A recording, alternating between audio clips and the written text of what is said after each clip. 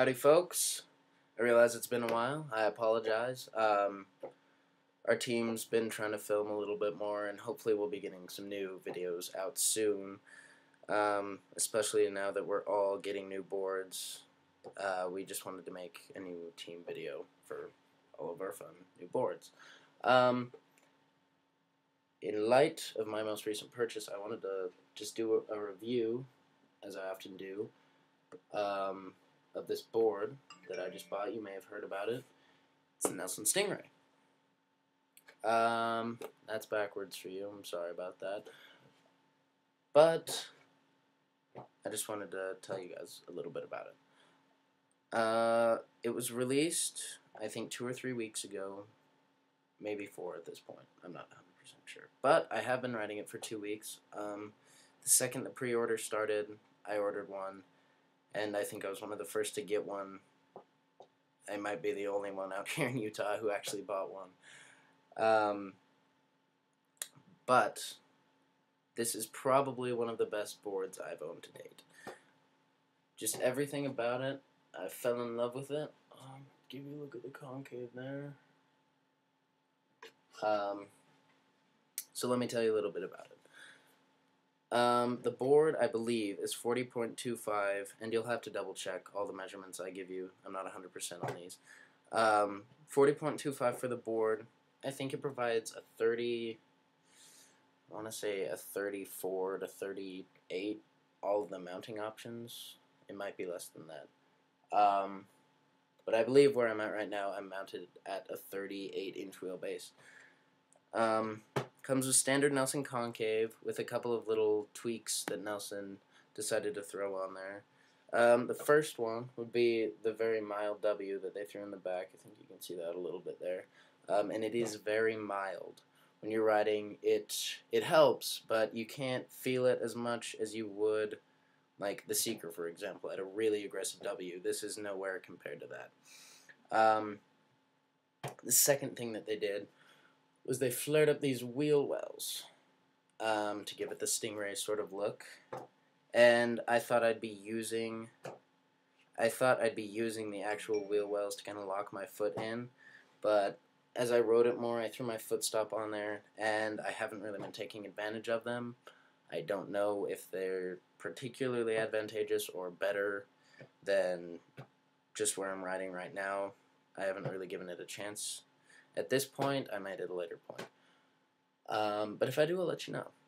The third thing, and probably my favorite feature about the Stingray, would have to be this insane kicktail that Nelson was awesome enough to throw on there. The kicktail is way fun, and like I said, it's probably one of my most favorite aspects of the board itself, for a couple of reasons. Number one, it's just super fun to pop ollies, do shove-its, and all these crazy longboarding tricks and skateboarding tricks that you want to. It's tons of fun for blunt slides, and yeah, it's just lots and lots of fun. It pops super easy. Yeah, it's really, really fun. The second thing, though, that I noticed while I was riding, and just while I've been getting used to it, is that what the kicktail creates right in there is a little pocket and a makeshift drop to put your back foot up against. And that has actually been extremely helpful in free riding. Before I got it, I didn't even think that I'd be using this far back on the board. But I put my feet just right here and right here on the foot stop. It's a really wide stance, actually. But it's awesome. I've really been enjoying it. I have almost no complaints about this board. I'd give it a 9 out of 10 just as a generality, just as an overall. It's a great free ride oriented board, great longboarding, or freestyle, I guess. And as well as downhill, I've taken it about 30, 35, and it's super stable. It's never given me any problems. I've never felt unsafe or uncomfortable on it. My probably only complaint about it is that it does take some getting used to, If you're coming from a symmetrical board, like I just barely came from my boombox, that's right over there, it is a very different feeling and a very different ride, especially if you've never ridden directional before.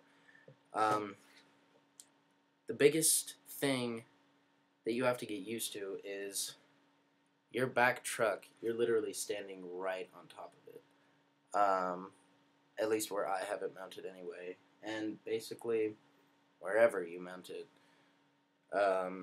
you're gonna have a lot of your weight on this back truck.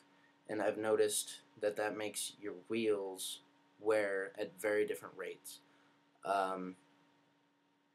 For me, this is probably the wheel that wears the most. I actually haven't used these wheels yet. I just barely bought them. Sorry. But anyway, that is one thing you have to get used to. You have to get used to rotating and flipping your wheels just in a pattern so they're all wear evenly. And obviously that's a little more work, but I mean, I'm pretty sure most people do that anyway. That's genuinely my only complaint about the board, is that it is a very different ride than any other board I've ever ridden. If you've been thinking about it, looking at it, I'd strongly recommend getting it. I think it's super fun, and I think you'd have a lot of fun on it as well. So yeah, that's all I have right now. Hopefully I'll be seeing you soon with some sweet new videos. Alright, thanks for watching. See ya.